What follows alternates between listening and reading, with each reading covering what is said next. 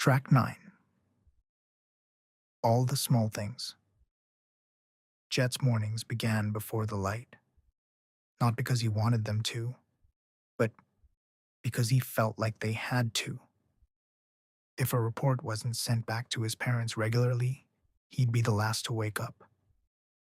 Knowing he was the first flyer to the stables every morning, he thought maybe his father would turn an eye to the small missteps he made. The fray pulsed faintly through the walls of his room, and Jet hadn't slept a wink. The odds of a good night's sleep were always long, and his racing thoughts made sure of it. He pushed himself upright and looked out the window. The sky was still dark. The bags under his eyes were more prominent than ever. He tried to shake last night out of his head. Time to fix it, he thought to himself. He got up from his bed quietly, trying not to wake his roommate, stretching his legs until his thighs trembled. He could feel how early it was. He had to keep pace, and lying still would only make it worse. His roommate would be up soon. He put on a flyer pullover and stepped into the corridor, shutting the door as quietly as he could. No laughing, no banter, not a soul. Just the house waking up around him. He splashed water across his face at a communal basin and looked at himself in the mirror long enough to see that more than just duty was up for grabs now. After the Rangers' rift, something had shifted. It wasn't just about endurance anymore. If preservation was going to come home to Unit 13, he wasn't sure that it would be through him. And that thought sat wrong in his chest. The elevator doors opened with a whisper as he stepped inside. He rode alone. The transparent walls revealed the phrase "slow rise" outside. He could see the sky was still black, with specks of light splattered throughout the sky. He could still see the faintest of indigo meeting the dark on the horizon. For a second, he thought again about the night prior. Then, he pushed it away and attempted to focus on the view. Jet pressed his palm to the glass. It was cool and alive under his skin. Something pulsed back, faint but responsive, like it knew his heart. He took it as a sign that he was on the right track. When the elevator reached his designated floor, the doors parted with a sigh, spilling pale light into the corridor. Jet stepped out, his footsteps clicking across the polished floor. The hall ahead gleamed in red and black. A revolving door waited at the end, its panels sealed until he swiped his flyer identification card. Jet pressed it to the reader. The light blinked red, then green, and the glass spun automatically, always in sequence. The air on the other side was cooler, faintly metallic. A glowing kiosk waiting for its orders of morning biohost portions and stimulants.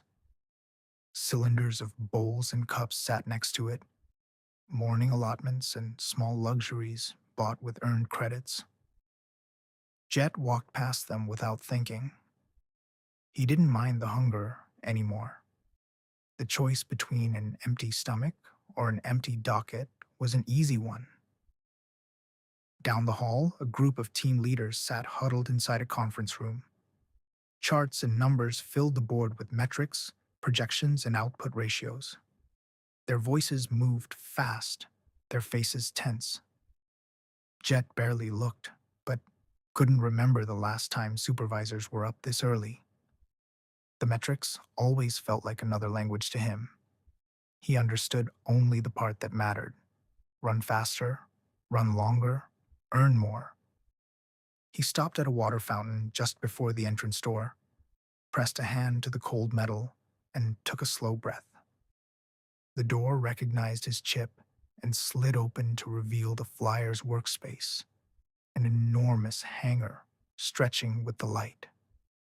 As far as Jet could see, Rows upon rows of treads lined the floor, every one identical, except for a number on the dash. The stables. He stopped just inside the doorway. To his right, a display wall stretched from floor to ceiling, a colossus of new shoes, all tagged and glinting under the phrase red glow. Beneath them hung various kits still sealed in plastic, the fabric crisp, untouched. A small kiosk blinked beside the wall. Credits accepted. Performance verified. A keeper stood ready next to it. Jet stood for a moment, eyes tracing the shoes.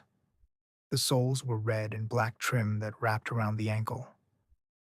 Not the easiest to run in, but it had the mark of a flyer etched on the inner side of the shoe.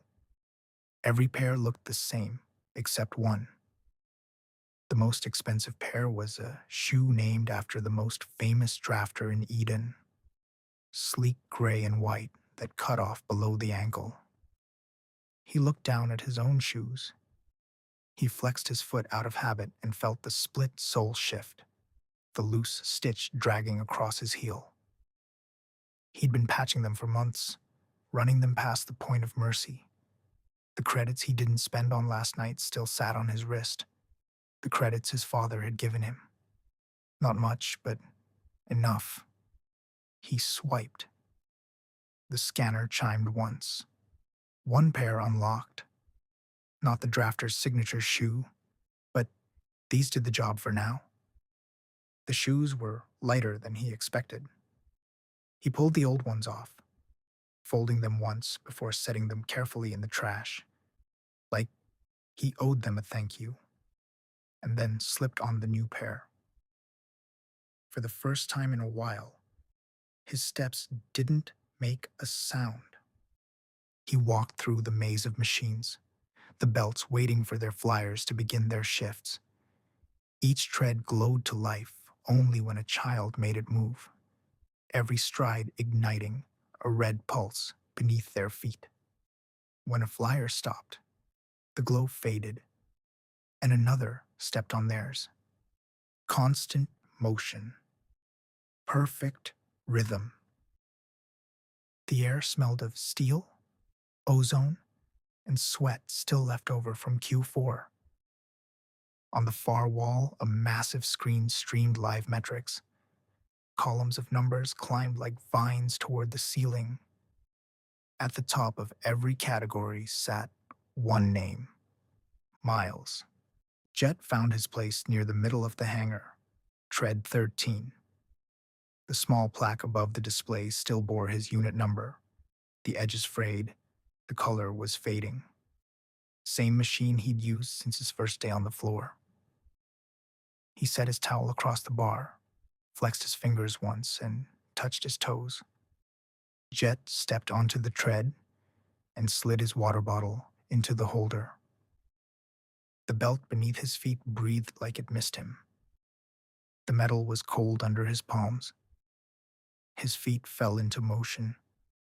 He enjoyed the alone time before the hangar began to fill with other children looking to find their place on the board. Jet exhaled, looked at the various modes in front of him, and selected his routine from the glowing console. The screen pulsed once. The belt beneath his feet waited for him to make his move. He started slow, a walk, then a light jog. The red light under his treadmill flickered to life, glowing brighter with each step until it caught the cadence of his breathing. His muscles loosened, the air sharpened in his lungs, and a familiar calm settled over his mind. He eased into a full sprint, the belt spinning faster, the red beneath him blazing like fire.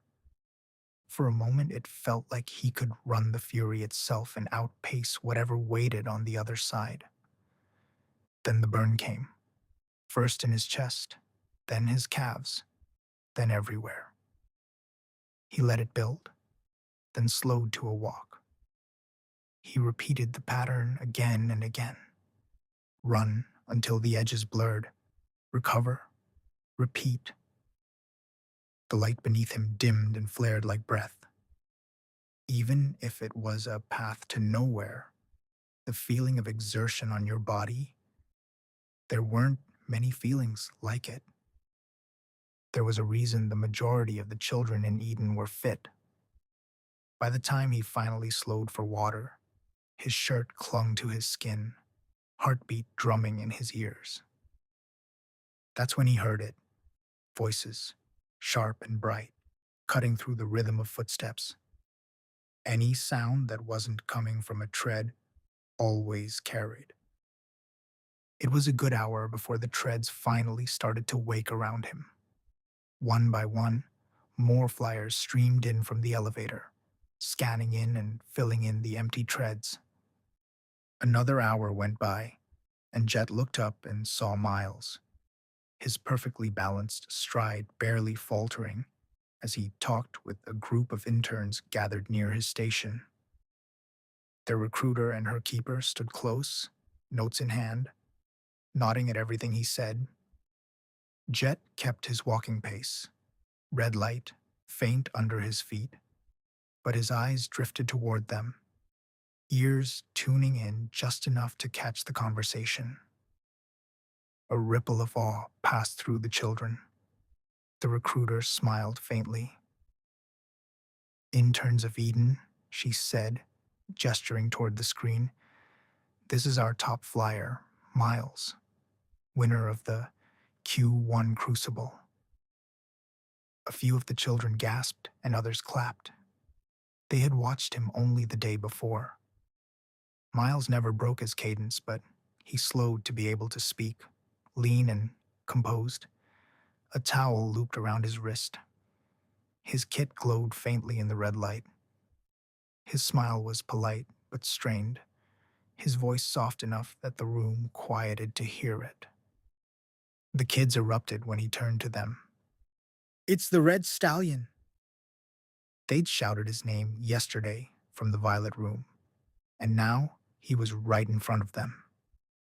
Miles gave a small, self-conscious grin and rubbed the back of his neck. "You don't have to call me that," he said. "It's just Miles. The other flyers came up with that one." A few of the kids laughed. One shouted, "But you won, and now you're already back at it." "Yeah, I did," Miles admitted. "Barely. Had some help from Frey, I guess." His tone was warm but plain. "What is it like running in the stables every day?" an orange-lit child asked. "Well, it's just a game. Mostly we just run. Each step charges the current that keeps Frey alive. You'll hear a lot of big words for it, but really, it's just motion. You move, Frey protects us from the shadow. You stop, it doesn't. Easy peasy." He looked at the rows of treads behind him, the lights flickering red to dark to red again as the other flyers worked. "We take turns sprinting so no one burns out. Sprint, rest, sprint again. Same as breathing, really. You keep the rhythm, Frey stays steady." A green-lit girl near the front raised her hand. "It looks like it sucks." Miles hesitated, then looked at the recruiter. Her recruiter walked towards her. Then Miles spoke again. "I know. It may seem that way. It is work, but I love it," he said calmly. The recruiter smiled. The intern's shoulders dropped. Miles continued. "The calm before the start. The sound when everyone hits the same pace. That part feels right." He smiled faintly. "The rest's just work, though. Some days it's harder to keep up. You just remember why you're doing it. For the next generation. For you." The children smiled and nodded, hanging on every word. Jet wanted to hate him for how easily the words came, but mostly he hated himself for agreeing. "Thanks, Miles. You're great with the interns," said the recruiter. No problem, said Miles as he picked up his pace again. Jet went back to his own program. A girl's gaze drifted past Miles, to the rows of treads still burning red. She was looking at Jet. His legs had a shorter stride than Miles, shoulders slick with sweat, face unreadable. Every step hit the same place, the same sound, the same breath. His ranking on the wall climbed slowly upward. She raised a hand, smiling. The recruiter hand rested gently on her shoulder. He's working harder now than ever before, she said quietly. Seems that the crucible has inspired him.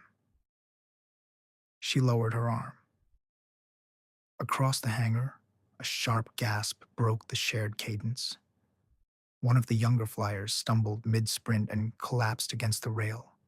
The tread light dimmed immediately. Two medics appeared without words, lifting the child under the arms and carrying them toward the exit. The others never stopped. The rhythm didn't change. The red lights kept flickering on and off, as if the collapse had never happened. The keeper began to usher the children toward the next corridor. Performance, the recruiter said to the children as they walked out, her tone unchanged, is faith in motion. Jet and the Flyers' first sprint cycle of the day ended in unison. The sound of thumping turned into heavy breathing while hands rested on knees. Red light flared once, then died. The hangar fell silent but for the chimes of wristbands receiving credits for their work. The children applauded. As they turned to leave, Jet worked at his station, chest rising and falling. He caught the girl's eyes through the glass as she left and mouthed, "See you at lunch." It was his niece, Bianca. She smiled faintly before the group moved on. Outside the door, a poster glowed in the hallway light. Speed is faith. Jet closed his eyes and just kept moving.